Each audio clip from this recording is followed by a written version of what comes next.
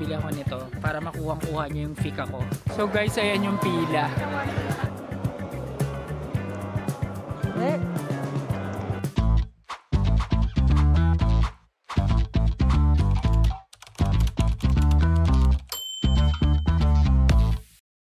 Hi amazing people, and welcome back to my YouTube channel. So today is our official day 1 dito sa Kuala Lumpur, Malaysia, and we will be kicking it off with a tour that I booked via Klook. So dalawang main locations sa pupuntahan natin, and primarily that is Batu Caves, and second one is Genting Highlands. So Genting Highlands, guys, is one of the most exciting locations dito sa Malaysia. So it's an hour drive away from Kuala Lumpur, and nagbook ako ng tour via Klook, and nasa baba na yung driver. So tara guys, samahan nyo kami. Okay guys, so ito na yung aming sundo para sa Klook tour na ito. Ayan, so let's go. Good morning! Okay guys, so nandito na tayo sa loob ng van para sa tour. Kami lang yung tao so far. Hindi ko alam kung may susunduin pa bang iba since joiners tour ito. Pero if wala na, maganda to kasi parang nag-private tour na rin kami. So, unang pupuntahan natin is Batu Caves based dun sa itinerary. So, let's go to Batu Caves. Okay guys, so huminto kami dito sa may Berjaya Times Square. May pipick upin pa atang iba. Kasi nga joiners tour ito. So, maraming ibang kasama ata. So medyo grabe tong araw na to. So kung napanood nyo yung previous episode, dumating kami dito sa KL ng mga 12:10 AM, tapos nakarating kami sa Bukit Bintang area mga around 2 AM na. Tapos kumain lang ng mabilis, tapos umidlip mga 3 or 4 AM, tapos nagising kami ng 7 AM para sa tour na to. So wala pa talaga kaming maayos na tulog at pahinga, pero tuloy-tuloy lang para ma-maximize natin yung oras at yung araw natin dito sa Kuala Lumpur bago tayo pumunta sa Singapore. So yun, sana sulit itong tour na ito dahil buong araw to guys, yung full day na tour, and makakapagpahinga ka naman sa biyahe. Yun na yung pinakapahinga mo kasi after nun, pagbaba mo, dire-diretso na yung mga pupuntahan. Okay guys, so lilipat kami ng mas malaking sasakyan, magbabas ata. So ito, papakita ko lang. So dito na, ayan, pinalipat kami dito. Ayan, so mas marami nang nakasakay dito ngayon. So okay. So mas touristy na tong bus na to guys. Just double check, huh? I think all completed for the tour today. Okay, one by one. Muhammad Azim, 2 people. What's our plan today? So today now, at the back, you can hear me? Yes. Okay, very good. Now our first stop, Batu Cave. The cave. How far from here? 13 kilometers. 20 minutes drive. So estimated time, we reach Batu Cave by 9:45. Alright? So how long we are going to stop there? Guys, nandito na tayo ngayon sa ating first destination, which is yung Batu Caves. So, nataon pala na ngayong tour na to guys is March 31st, which is Eidul Fitr. So, holiday ngayon sa kanila, kaya maraming tao sa mga caves gaya nito. So, mali yung timing ng punta namin, pero okay lang naman din. So, papakita ko lang sa inyo yung entrance ng Batu Caves. So here, ayan, ang init. Nakalimutan ko rin magdala ng payong. Nasa maleta yung payong tsaka yung Jisoo Life. So, nga kami ngayon. So ito yung entrance ng Batu Caves guys. Ganda. So let's go. Okay, so pasok na tayo guys sa Batu Caves. Ayan. So guys, ito na yun, entrance mismo ng Batu Caves. Yung aming tour bus is pinark sa labas kasi daw if they'll park inside, yung dito mismo, abutin pa ng 1 oras yung pag-iintay ng parking dahil nga sa holiday.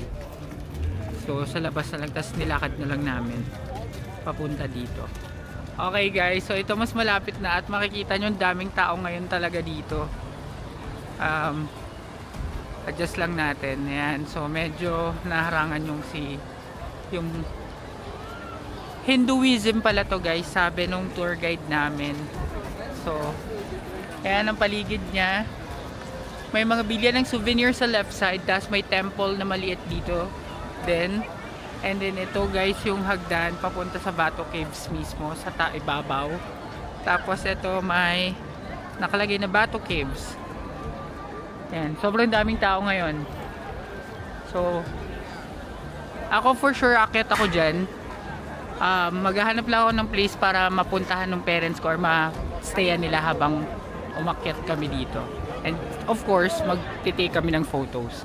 So guys, kung sakaling hindi kayo aakyat dun sa Bato Caves tapos maghihintay kayo ng mga kasama nyong umakyat, may mga cafe dito. Ayan, so ito pangalan is Joyce Cafe. Ayan, kaso medyo maraming tao. And it's really crowded right now. Ayan, napakadaming tao. Hanap kami ng iba.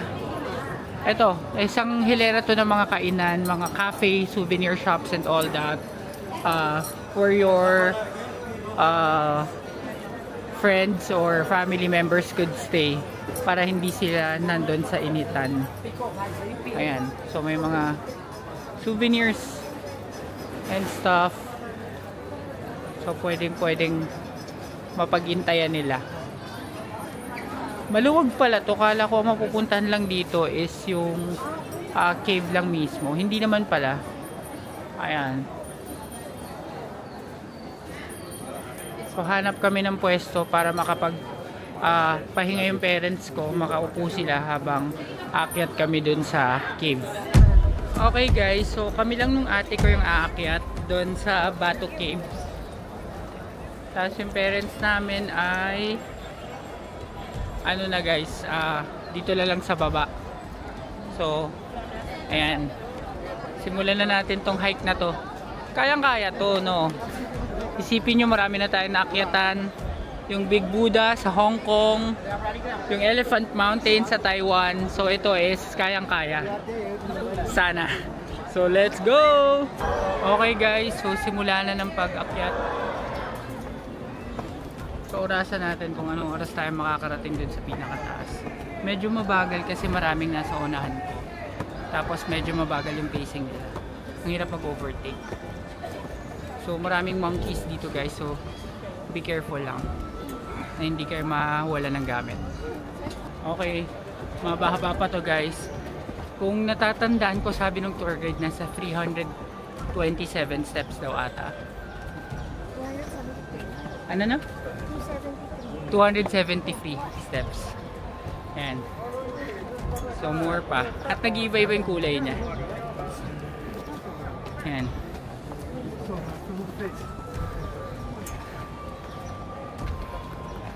Medyo mataas-taas pa to. At dito kami nanggaling guys. Ayan. So ito guys, pahinga muna. Ayan, so ito na so far yung nakyat namin.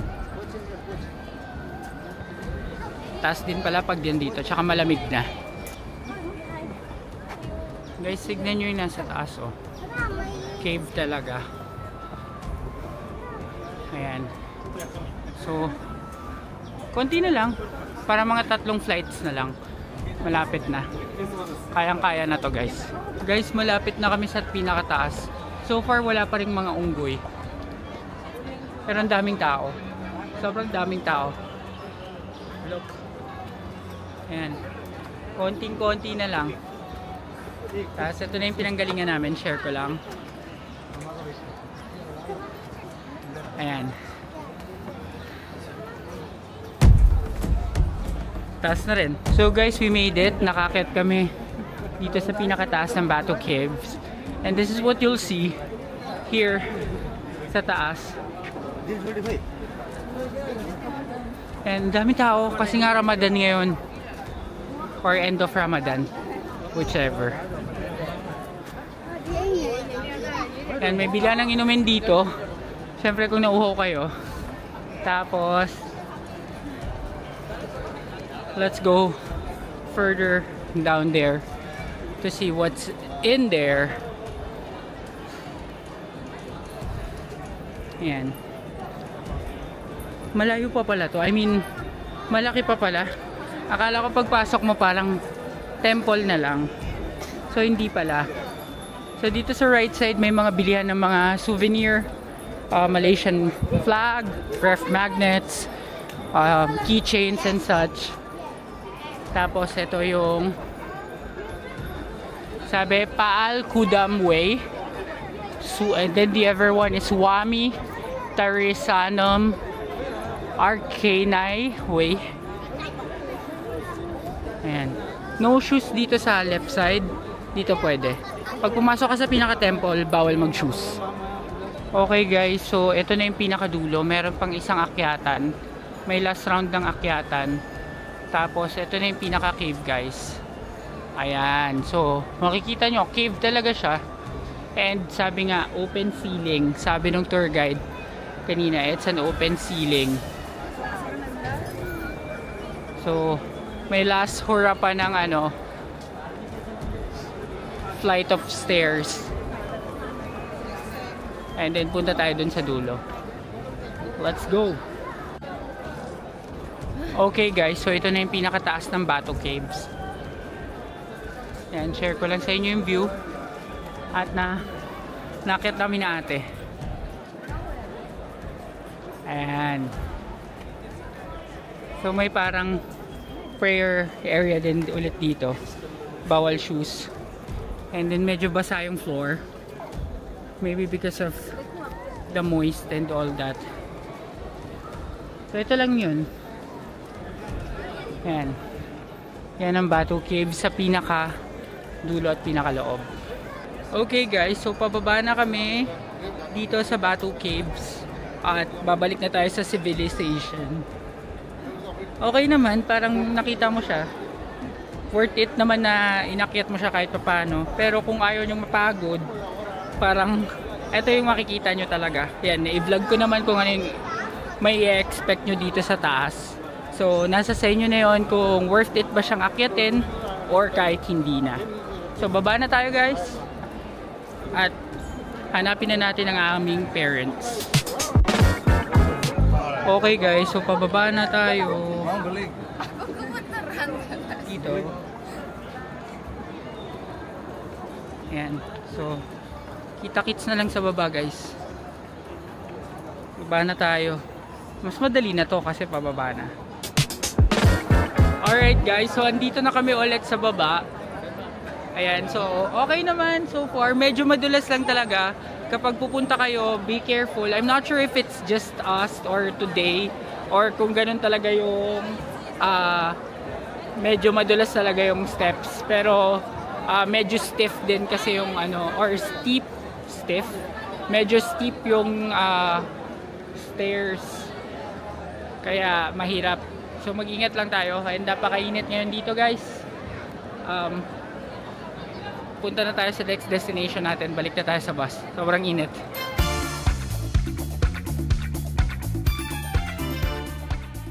Okay guys, so nandito na kami sa aming second stop. Ito, literal na bumababa na. Papunta sa Malaysia Local Products.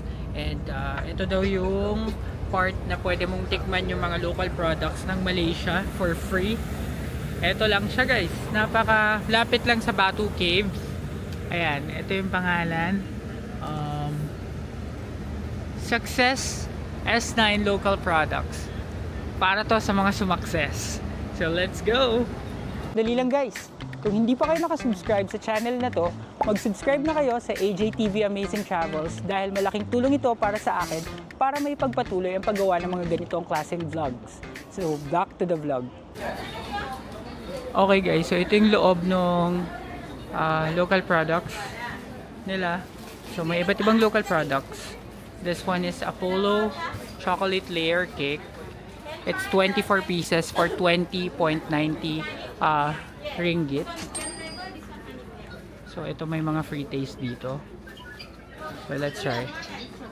That's coffee. And pinuntahan nila mama coffee agad. We could also buy some snacks here. Oh. Meron mga Cadbury. We'll roam around pero tikman muna natin tong coffee. Anong lasa ma? Sarap. Ano, lasang kapeng-kape? Oh, Hindi. matamis. Blend. Blended. Yung tetarik, yun yung milk tea. Matatapang daw, sabi ni Papa. Let's try. Ano lasa?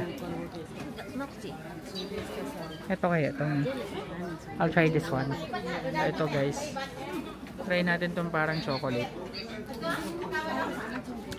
Ay, ito masarap. Sarap to. Sarap. Masarap nito guys. Ito yun. Yuchok, 33.90. Sarap. Ito yung tetarik guys, yung milk tea, 33.90 din. Okay guys, so ikot-ikot muna tayo dito. Ito, meron mga barrels guys. Ito, sikat to talaga din dito sa Malaysia. At sa Singapore, one barrel is like $15. 15.90 ringgit. Dollars. Tapos ito, yung nabili ko to sa Singapore before, this is 46.90 ringgit. Yung mga maliliit, yung naka-box, it's 17.90. So, meron din dito assorted, oh. Yan. Yan si Ma ay bumili ng half flakes. Magkano yun, Ma? $4. $4 ringgit. Dollars ako ng dollars, buisit. And tas guys, dito din may mga souvenir. Ito, Beryl B-Pop. Ito is 16.90. Yan. May mga oat choco din guys. 24.90 ringgit. Ito, nougat. Macchiato, nougat. Walang price. Ito guys. Wala siyang price eh. 13.90 pala siya. 13.90 ringgit. Guys, meron ng mga ano. Alam niyo yung tinapay sa bakery na may ano. Anong tawag dito? Ayan, iba't ibang kulay. Ito yun usually eh. 7.90 ringgit. Ayan. Ang cute. Dami palang mabibili dito. Si mama ko, ang dami nang nabili. Ito may pumpkin seed, 22.90. Sunflower seed kaya. Ito pa yung mga iba. Guys, puro mga matatamis eh. Hahanap kami ng something na hindi matamis. Guys, may nakita ako dito. Bibili ako nito para makuhang-kuha nyo yung fika ko. Ayan. 4.90 ringgit. Yung fika. Kuhang-kuha nyo ang fika. Ayan. So, bili tayo nito. Okay guys, so nandito na ulit kami sa bus at papunta na kami sa next destination namin, which is Genting Highlands. And doon na rin siguro kami magla-lunch at doon na kami talaga magstay ng mas matagal. Kasi may cable car doon, tapos merong mga indoor park at marami magagawang activities. So let's go. Okay guys, so nandito na kami sa may cable car station papunta ng Genting Highlands after an hour. And dito na magsisimula yung next adventure natin. So CR break muna, tapos aakyat na tayo pasakay ng cable car. Okay guys, so pagdating nyo dito sa parang bus station or dun sa bus stop papuntang cable car station, kailangan nyo umakyat ng escalator 3 times. So 3 floors yung sasakyan nyo, tapos sa pinaka tok-tok nun or dun sa pangatlo, dun kayo doon kayo sasakay ng cable car. And nga pala guys, kung ibubuk nyo tong tour na to na binuko via Klook, bibigyan din kayo ng 2 tickets ng inyong tour guide. At ito yung gagamitin yung ticket para sa papunta at pabalik sa cable car. So, okay to kasi hindi na kami pumila sa tickets and mas hassle-free siya. So, kung ibubuk nyo to via Klook, do not forget to use my promo code EMILKLOOK para may additional discount kayo sa tour na ito kapag ginamit nyo ang aking promo code. And you can use it for up to 5 times per email account. So, book it via Klook. So guys, dito mismo sa cable car station, marami kayong makakainan, maraming mabibilihan at may grocery pa. At dito rin yung premium outlets ng Genting. So kapag maaga kayo bumaba, galing dun sa taas, pwede kayo mag-shopping dun as per our tour guide. So nandito na kami sa 3rd floor or pangatlong escalator. And ito na yung cable car ride. And since Ramadan ngayon, mahaba daw talaga yung pila. So we'll start queuing na para hindi kami sobrang matagalan dito. Yan, medyo mahaba yung pila. So, pila na rin tayo. Ito yung gusto ng parents ko kasi, yung cable car ride. So, let's go. Guys, kung sakaling magdi-DIY kayo, dito yung ticket counter ng cable car. Dito lang din, sa 3rd na floor. Yan, wala lang ticket prices. Hindi ko makita yung ticket prices, pero yan, dito kayo bibili ng ticket. Tapos, meron ditong bag check, tapos doon i-scan yung tickets mismo. So guys, andito na kami. Letter C yung ticket namin, standard gondola. So, meron kasing glass gondola, pero itong kasama sa tour package is just standard. So guys, ayan yung pila. Ay, nako, good luck sa atin. Pero andito na kami, may ticket na, kaya wala na tayong choice. At dito nyo i-scan yung ticket, guys. Ayan. So guys, ito na yung cable car, pero mahaba pa yung pila. So, konti na lang. So guys, ito na, cable car ride.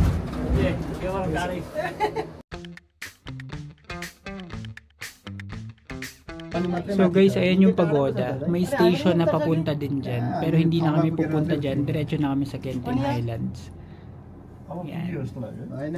So, ito yung view. Medyo maingay lang dito sa loob. So guys, ito na ang taas na ito. Sobrang taas na itong cable car na to. At foggy na dito sa area na to, guys. Ayan. So, ito yung office station ata. So ito na guys, pa-descent na tayo sa Genting Highlands mismo. And may mga rides dito. Kaso medyo alanganin yung pwesto natin. Kaya hindi masyadong kita.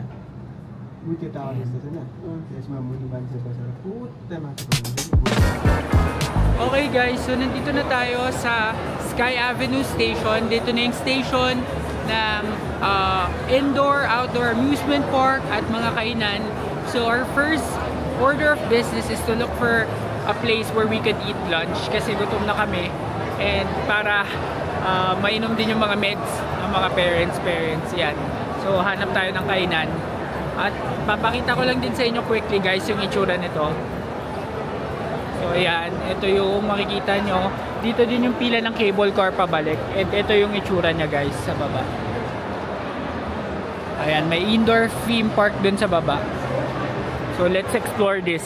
So guys, ito yun oh. Yan yung indoor theme park dito. So bababa pa kami, puntahan namin yon. Doon din maraming kainan eh. So guys, nandito na kami sa pinakababang floor. And ito yung makikita nyo dito. May ahas. May malaking ahas. And tapos ito guys, yung indoor theme park. Parang gusto ko mag roller coaster dyan for the experience. Tapos dito, shopping, restaurants, and entertainment. So try natin dito pumunta. Okay guys, so nandito kami ngayon sa First World Complex. At dito mukhang maraming mga kainan-kainan. So dito na lang kami maghahanap ng lunch. Yan, so ito, may mga fried chicken set. Yan, dito, 16 ringgit. So, pwede na dito. Wala lang pwesto pa. So guys, dito kami sa pwestong ito. Bumili kami ng fried chicken value set, 18 ringgit. May kasama na siyang drink. Tapos ramen with gyoza, 15 ringgit naman. So wait lang natin. Ang total for 4 is 66 ringgit. So dalawang ramen, dalawa ng value set. So guys, ito yung food namin. Ito yung value set meal. Ayan. So guys, ito na. Titikman na natin itong ating set meal. Ayan. So may chicken, rice, tapos may kimchi pala to. Tapos meron itong, ano ba to pa? Vegetable soup daw. So $18 to. Tapos may kasamang tea.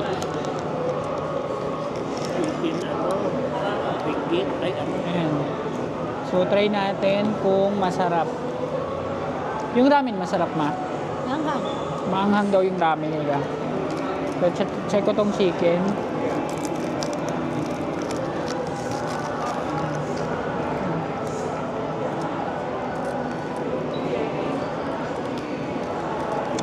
Pero hindi naman sobrang anghang. Masarap naman yung chicken guys, parang pritong manok sa bahay.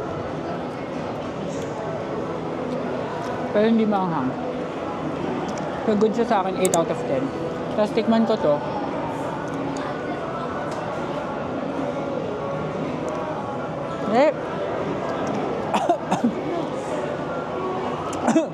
Hindi pala siya gulay. Parang puro pepper. Hindi masarap. 2 out of 10. So kakain muna kami guys. Guys, may nakita din pala kami ditong favorite namin. Sweet potato balls. Dito. 10 ringgit siya. Pero mas masarap daw yung sa Singapore, sabi nila. Pero okay din naman to sa akin. 9 out of 10 siya. Favorite ko talaga to. At isa to sa mga dahilan kung ba't kami bumabalik-balik dito sa Singapore.